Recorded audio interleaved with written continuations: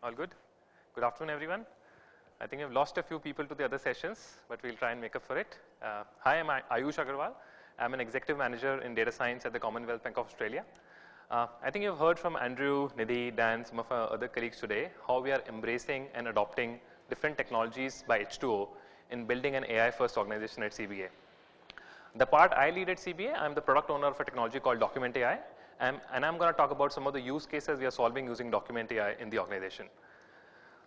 Giving you a bit of context before we get into Document AI, I think we've all heard through multiple sessions during the day how different organizations are adopting data at the core and heart and center of different decisions they are making for their customers. While majority of the organizations spend time on structured data, unstructured data is still a goldmine of information which is untapped. And that's where there's a tremendous opportunity for us to use tools and technologies like Document AI to make a difference. While data mining from structured data is easy, typically mining out insights from unstructured data is not so straightforward. And there are multiple reasons, multiple challenges for that. The first and foremost, while for structured data, most of the organizations have invested a lot and they've created centralized repositories, data warehouses. For unstructured data, it's typically not centralized. In most of the organizations, we'll find it's scattered across multiple sources. This could be internal sources, external sources. You would find data lying in different document management repositories. This could be data lying in mailboxes, SharePoints. Sometimes in a bank like CBA, it could also be a lot of faxes coming into our branches. So the data is everywhere. This data is not easily accessible, and the reason for that is the data usually is hidden inside different formats. These could be formats containing Word documents, PDFs, emails, text, so on and so forth. This makes it really, really difficult for any data scientist or analyst to extract and analyze that information. This data could be of different types. It could be digitally generated, it could be handwritten, it could be scanned, faxed. Again, a lot of diversity. And last but not the least, structured data typically would follow a particular template or a particular layout. It could be in the form of tables as an example, but unstructured data has a lot of diversity. So when we talk about documents as an example, they could come from different sources, and each source could have a different template, different layout, and that's again the challenge of reading and mining the data becomes difficult. All of this makes document processing very cumbersome, and in most of the organizations, it's a highly manual and time-consuming task. Over the course of time, with the evolution of OCR, RPA technologies, different organizations have attempted to solve the problem of workflow automation to an extent, but no one has been able to crack the problem of intelligent document processing successfully and at scale. So how is CBA solving this problem? I think we heard about Document AI from Nidhi, from Guru Prasad earlier today. I think CBA is doing something similar. So to give you a brief about Document AI, how does Document AI work? So Document AI is the latest intelligent document processing technology available to us by H2O. It is backed by the latest ICR, intelligent character recognition, and natural language processing techniques. It's trained on a diverse set of pre-trained models. So what that means, for any new use case, it can be fine-tuned and customized to the data we have within the organization. And with a very quick customization, it can start giving us very good results. So I think that's something which makes the job of data scientist community really, really easy, and it helps us the speed to market to get the product or a working prototype in front of the business users. I'll talk briefly about how the process works. So I think the first step is ingestion. Document AI can read data from multiple sources. It could be images, PDFs, emails, text documents, so on and so forth. The next step is labeling. So I think Guru Prasad touched upon this briefly, but labeling is a very important step for data processing and pre-processing. Document AI has a UI which can help us annotate. I'll talk about annotation through a use case later today, but basically is the process of defining different entities in documents. The third step is model training, probably the most important step and the core of Document AI.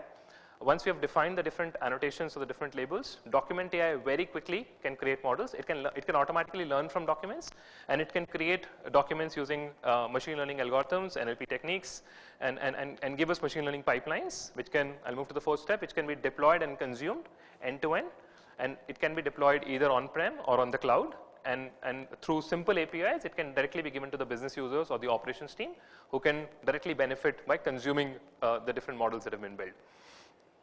Let's look at some of the use cases that we are solving at CBA using Document AI. I think the first one I want to talk about is new account opening. By far, I'm assuming everyone knows, CBA is the biggest bank in Australia, right? And every year, hundreds of thousands of customers would approach the bank to open a bank account. This could be a transaction account, it could be a credit card, it could be a home loan, it could be a personal loan, so on and so forth.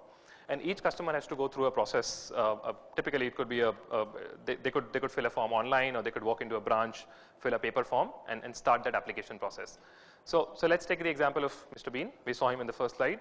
Assume Mr. Bean is one of our customers, and he wants to open a home loan with the bank, right? So he fills up a form. Home loan, given it's a collateral-based product, customers need to with a form. They also need to submit a lot of documents. So if it's a salaried customer, they need to submit a proof of income. It could be in the form of payslips.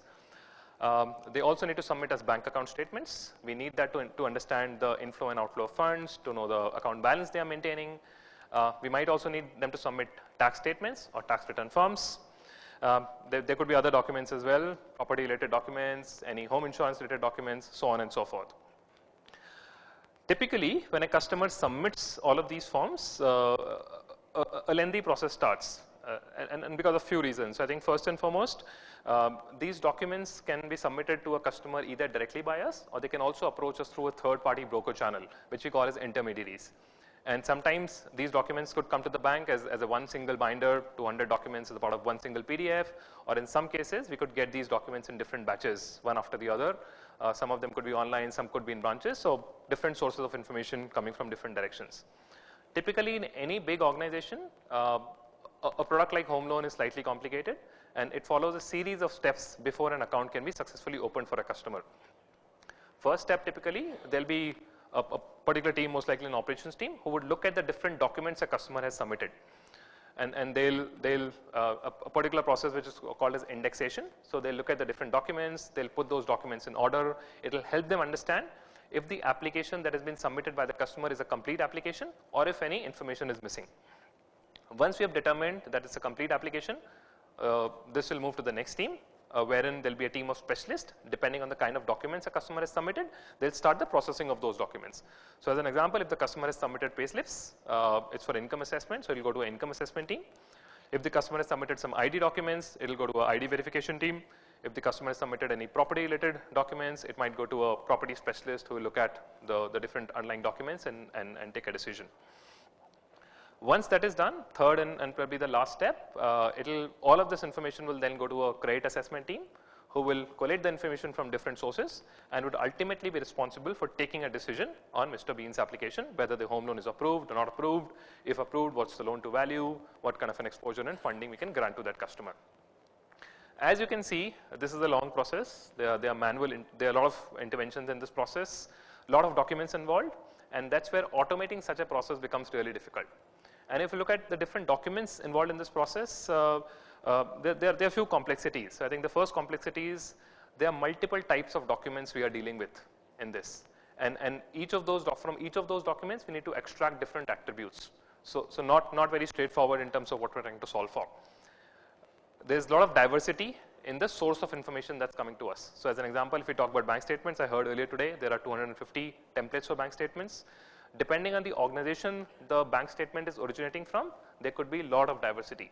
If we take that to payslips, the amount of variability is even higher, because while the number of banks are limited, the number of organizations probably are much higher, and there is very high level of variability when it comes to analyzing something like payslips.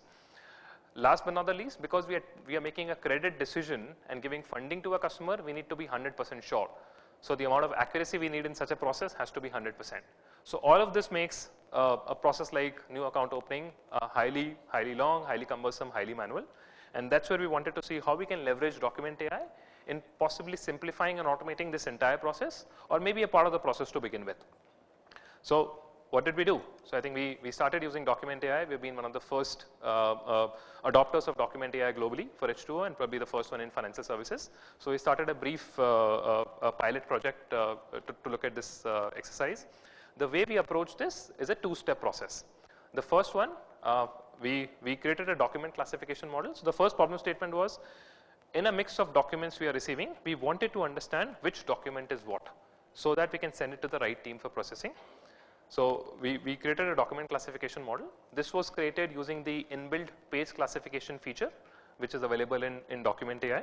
So what it simply does, we took about a few hundred documents, historic data, and we manually started tagging them as payslip, bank statement, other document, and we put this data through Document AI. We started training a model. As we gradually trained the model, we could initially get a accuracy of about 80-85%. We boosted the training sample, and in a small span of time, we could get a result of about 98%. So what this means, if I put 100 documents through this model, in 98 of those documents, the model was able to accurately classify them as a payslip, a bank statement, or something else. And there were a handful of documents where the model was not able to work. Once we were able to do the document classification properly, then came the bigger challenge to extract the information from the documents. And that's where we moved to the core of Document AI, which is entity recognition. So for that, we created another model called entity recognition model. The way entity recognition works, if you look at a document like a payslip, typically you will observe there are a lot of attributes in that payslip. Entities are nothing but simply the different attributes we want to extract from a document. So we took the example of payslip. So we started doing this for payslips. So in the context of payslip as an example, this would typically be attributes like the organization, the employer, basically where the customer is working, the employee name, the payment period, the payment date, the different components of salary, gross salary, annual salary, net salary, tax, deductions, so on and so forth. So these were the different attributes. So the first step is to define these attributes. So in the context of payslip, we identified 15 attributes we wanted to extract out of these documents. Once we identified the attributes, we had to pick up a training data. So in this case, we took a training sample of about 500 documents that we wanted to build the model on. Then we started the process called annotation. So what is annotation? Annotation is, if you look at a document, we have to identify where the different attributes or the entities are, and we have to create bounding boxes around them. And along with the bounding boxes, we also have to define the different labels and meta tags associated. So basically, what are we doing? We are teaching the model. It's an AI model, but we need to teach the AI model initially in terms of what am I looking for and what information is what. While most OCR techniques would do a very good job at reading the document, but I think this is where the AI modeling, the NLP technique comes in, which is able to also accurately classify that what I'm reading at the top is the name. This is the gross salary, this is the net salary. So that is something where we had to iteratively train the model. As we trained the model, and I think once we got the annotations in, we started running the model. For about 500 documents, we got a decent model initially, which gave us about 80-85% of F1 score. So F1 score typically is a combination of precision and recall. All of these are measures for a model's performance. A higher score indicates a better model. We identified there were a few attributes where the precision and recall scores were low. That's where we specifically looked for what's going wrong, why is the model misclassifying, or why is the model not able to read those accurate attributes properly. And we boosted the training sample with few more training data. And as we iterated, we eventually get to good precision and recall scores of about 95%. Eventually landed with around 680 odd modeling data, and that's where we could get a F1 score of about 95%. With Document AI, obviously we get the annotations, but what we also get is a structured output, as what you see on the screen. So it gives you a structured database, which will tell you for each document what is the attribute, what is the value, and what is the F1 score corresponding to each of those attributes. What it also gives you along with that are two important metrics, which are very useful for data scientists. So one of them is called an OCR confidence, which is a measure of how confident the model is in reading the information, in extracting the information. The second attribute it gives is a classification confidence, which means what is the probability that the model has accurately classified a certain attribute to a certain label. So it gives us both of those metrics. And again, for a business user, they are very handy because depending on the level of accuracy required, we can set a certain threshold. When we want to implement a model, want to put this into production, that's where we can tweak with those levers. And depending on the nature of the use case, those thresholds can vary. So again, a couple of important parameters that we get as a part of this output. Using a combination of both of these models, we were able to achieve a straight-through processing, and ultimately we could do a job which someone would have done manually, would have taken them a few weeks, few months. It could possibly be done in a few weeks. There are a few unique things about Document AI here which helped us achieve this result, right? So the first thing I like to call out is the way the core product is designed is slightly different from the other typical OCR or IDP technologies available in the market today. The first one, Document AI, is pre-trained on millions of documents, and I think that makes it really, really unique. What it means is it needs to be trained in the context of your use case, and with a training on a small sample data, it's very quickly that you'll start seeing very good model predictions. Typically, as an example, payslips have a high amount of variability, right? So even for a use case like payslips, with a training data of as low as 600, 700 documents, we could see a model with 95% precision and recall. That would have not been possible with any other IDP tool, because they mostly work on, they're most template based. That brings me to the second point. Document AI is template agnostic. While most of the other IDP technologies work on template memorization, or they'll typically take an anchor point and they'll start reading from that anchor point by looking at position coordinates. Document AI is template agnostic, which means in a document you can have an attribute anywhere in the document, and Document AI would do a reasonable job at picking it up. We worked on another use case, and I'll talk about it, wherein we trained the model on some documents, but we validated on another set of documents which the model has not even seen. And to our surprise, the model did a good job. I'll talk about that one as well. Last but not the least, Document AI is also cloud agnostic, which means it can be deployed very quickly, obviously on-prem, but it can work on all the three clouds. The way it has been designed is it's not built on a Windows, a VMware, or it's not OS restrained. It can work on any of the clouds, which makes it really, really scalable and deployable across the organization. So I think all of this kind of makes Document AI a little unique in terms of its offering, and that's where some of the results we are seeing were a good testimony of how the product has been designed at core. So going back, Mr. Bean certainly would be delighted with this outcome, but not only the customer, it also helps us create a very positive impact on our colleagues, because they see the straight-through processing, and it really frees up their bandwidth to focus on more tasks and delight our customers with other activities. So that was kind of one example in the account opening space. I'll move to the next one, which comes from institutional banking. So similar to retail customers, CBA also has a very big presence in institutional banking. We work with some of the biggest institutions in Australia. When these big institutions typically approach the bank for capital structuring, they'll submit an asset to the bank as a collateral, and they'll seek funding against that collateral. Typically, this collateral could be in the form of any asset. It could be a aeroplane, it could be a vessel, it could be a ship, a yacht, or it could be a real estate property, a property like this hotel.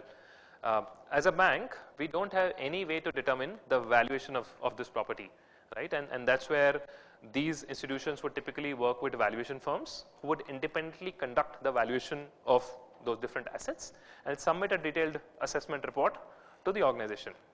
Right, so what you see here are a few valuation reports. These are property valuation reports. The valuation firms, I think JLL, CBRE, Knight Frank, Cushman Wakefield. These are some of the valuation firms that do this exercise today. Why is this important? This is important for us to determine what are the right lending margins. More importantly, what is the amount of funding we can grant, because it helps us determine the value of that collateral, which is essential for us to determine our exposure, the loan to value that can be granted in some cases. What was the challenge in this use case? I think the biggest challenge in this use case was the size of data. So typically when we look at these valuation reports, they can range from anywhere between 70, 80 to about 180 pages. They're very, very lengthy, contain a lot of information. And typically from these reports, again, we need about 15, 16 attributes that need to be extracted. There are about 12 big valuation firms in Australia, and probably a few other handful of small players as well. But each of these valuation firms follow a different template. Each one of them has a different template. What this means is information can be titled differently. It could be present on different pages that someone would probably not be aware of, and they'll have to go through that entire document, scan that entire document to figure out and extract that information. Most of this work is done manually today. So imagine the plight of a human going through a 200-page document to extract 16 attributes. He doesn't know where they are. They could be on page 5, they could be on page 50, anywhere, but he has to go through the entire document and scan that document to find that information. Clearly not a very, very, very easy process. And those attributes could be named differently. So if we're talking about market value, in one document it could be called market value. In another document it could be called commercial value. Third one it could be called market realization, so on and so forth. So they need to kind of do a lot of back and forth and understand and identify that information. So what did we do in this use case? Again, we used document AI. Similar approach, two-step process. First step, we built a page classification model. So the intent of page classification model was for us to understand and identify the relevant pages where these attributes are located. So we started with about 500 documents equating to about 50,000 pages using a page classification model. And the page classification model, in this case, thankfully the documents were mostly PDF documents. So we could use simpler PDF mining techniques, keyword searching and regular expressions to filter out the relevant pages of interest from these pages, and we could lower down the 50,000 pages to about 1,900 pages which were of interest. Once we got down to the relevant pages, the second step was to create an attribute entity recognition or an attribute extraction model. So similar process, identified those 16 attributes, did the annotation of each of those 16 attributes. So in the context of property reports, these are attributes typically like details of the property. So it will be where is the property located, how much is the property area, who's done the valuation, so name of the valuation firm, what was the date of valuation, what was the date of inspection, what's the market value, what's the rent, is the organization the sole owner, or it's a property on freehold or leasehold, so on and so forth. So typically these were the different attributes. And as you can see, again, through these about 2,000 odd pages or 500 odd documents, we were able to get a good model with about 97%, I'll not call it accuracy, but 97% was the F1 score that we got for this model. This is an example of the manual extraction and predicted extraction that you see. So manual extraction, basically a human would have gone through the document and extracted that information. Predicted text is what the AI model was able to extract. And as you can see, of the 16 odd attributes, there are 13 of them where the model was able to accurately match the results with the human. 13 out of 16. I'll say good job, decent job, right?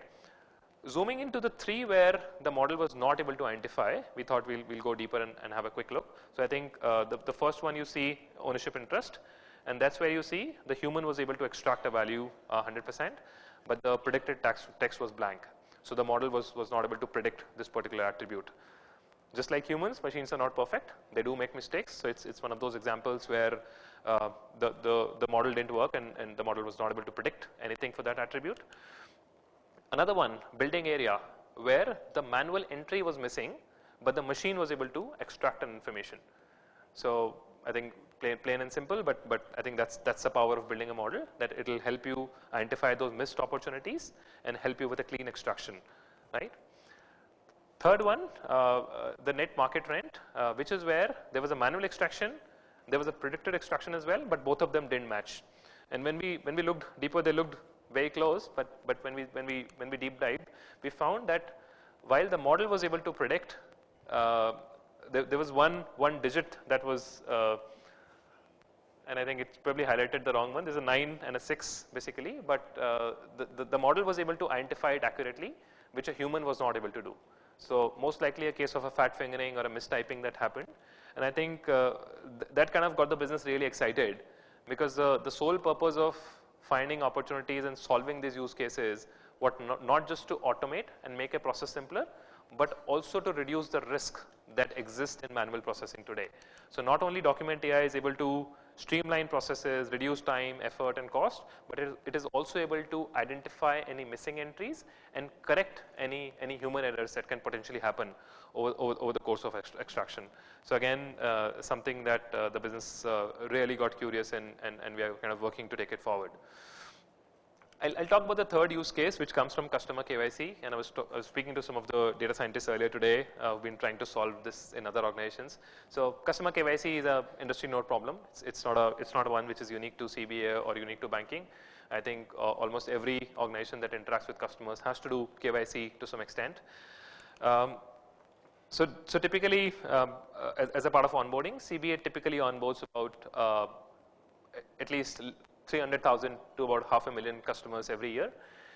And as a part of customer onboarding, each of these customers needs to go through a KYC process. This is essential to keep the bank safe, sound and secure, and also to comply with the regulatory obligations of ensuring we are doing due diligence for our customers. This could sound as a plain vanilla problem, but there are quite a few challenges associated when we start looking at ID documents that customers submit. So typically, just like we have Aadhaar card, DLs in India, Australia typically customers will use driving license as their main document, as the main document of identification. So most of the customers would submit either a driving license or a passport. Sometimes they could also submit a photo ID card, birth certificate, but majority of the documents we saw were either passports or driving licenses. When we started looking at some of these documents, the first challenge we encountered are, because most of these documents are scanned through branches, they are not of the best quality. And that could either be the quality of scan is not good, or in some cases they've been photocopied and then an image has been taken, and that's where the resolution of the documents is not good. Something which potentially will struggle to read from a human eye becomes very, very difficult for a machine as well. So I think quite a few cases we observed, and we termed this as noise in the data. So the data was really, really noisy, and we had to do something about it. Second challenge, a lot of documents where there's a watermark or an image running behind the text. So if you look at this as an example of a passport, you would observe that behind the text there is some image, so the text has been superimposed on an image, and that's where the machine fails to read, or the machine doesn't do a good job, because the machine gets confused when it does the OCR amongst different layers. The machine gets confused on how to read the text and how to separate out the text from the image. And lastly, we also observed that a lot of documents were oriented.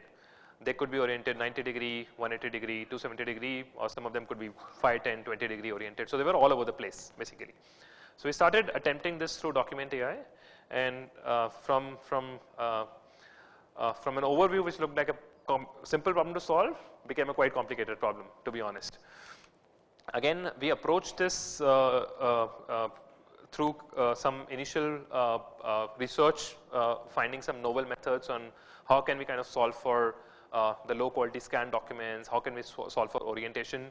Typically, to improve the quality of documents, we created a few algorithms initially on noise identification. So we came up with a model. For each document, it will kind of create a noise score, which will help us determine how clean is the document. And then based on some threshold, we can determine if we want to process the document straight away. So if the document is clean, we'll straight away put it into Document AI, but if the document is noisy, we'll make it go through a noise reduction algorithm. So a second model, which will help us do some cleaning techniques and help us clean the document. Something as simple as changing the resolution of the image, to changing the scaling of the document. Even something like color and grayscale makes a lot of difference when it comes to OCR. So we tried a few things along with a few techniques using core Python, and we kind of do some cleaning up of the documents. Once we did that, we moved to the orientation issue. Pleased to say that initially when we started using the product, and I think that's kind of a very good learning and a very good maturity we've had at both CV as well as with H2O. A lot of these features were not part of the core product offering. Orientation was one of them, and that's where we collaborated with the product owners at H2O, the Kaggle Grandmasters, and we kind of shared that feedback, and they were quite open and receptive, and they built this functionality in the product, which didn't exist at the point when we started working on this use case. And now this is one of the things that Document AI is able to handle. It can check for orientation of the image, and if it's not properly oriented, it can reorient, and then the further processing can be done. Once we were able to solve for the cleaning up, orientation, it went through the process of attribute extraction. I think in this use case we had about 5, 6 attributes, so simpler from an extraction standpoint. And I think that's where basically the outcome is we extract the attributes, compare it to a database, something that a human would have done. If all the attributes match compared to what's mentioned in an application form or an account opening form, we can straight away mark that as a KYC verified customer. If something doesn't match, then it's a KYC unverified, and that particular request will go back to the branch manager or the respective customer advisor, and they'll contact the customer and take an action on the back of it. So again, through this use case, we were able to make it more efficient. We were able to kind of streamline that process. But again, the most amount of impact we could make was on our colleagues, who were spending a tremendous amount of time reading, scanning these documents, and we could free up their bandwidth to automate this process, which means that amount of time can then be invested in having other value-adding tasks, interacting with customers, and providing them a better and delightful experience. So again, I think just summarizing all of this up, these are just some initial examples of how we are using document AI. This is still a very early area and a very highly unexplored area, and we'll keep kind of looking at more use cases in this space to kind of solve this problem at scale. In terms of the wider AI ecosystem, we are not just limiting ourselves to extracting information and automating workflows. We're also looking at how can we, once we have identified and extracted information, say from payslips, and we're using it for home loans, how can that also be leveraged for other use cases? So as an example, if I build a payslip model today, I don't want to use it only for home loans, but that same model can be used for personal loans, credit cards, other product offerings as well. Similarly, if I'm looking at payslips for knowing the income of a customer, can I also evaluate that from a perspective of knowing whether the document in itself is an authentic document or a forged document, more from an application fraud perspective? And again, some of it can be handled using document AI, but that's where we're using the wider AI ecosystem of other product offerings we have. It could be driverless AI, it could be Hydro and Torch. We looked at something from IFCO Tokyo earlier today wherein they're comparing images. So similar context wherein we can also compare payslips submitted by customers and from the same organization, and if they have a different template or they look really different, then it'll trigger an alarm, say we have been able to extract, but there's something wrong with this payslip. So we are also using this to inform other use cases, other areas in the bank where this technology can potentially be leveraged. While all of this makes me super happy and super proud, what gives me most pride is the way CBA is working with H2O in this partnership. So I was speaking to Shri, I think last week or a couple of weeks ago, and I would like to quote something that Shri said. She said, CBA is not just one of the first customers of Document AI. It's not just a consumer of Document AI, it's also a maker of Document AI. And that is something that made me really proud.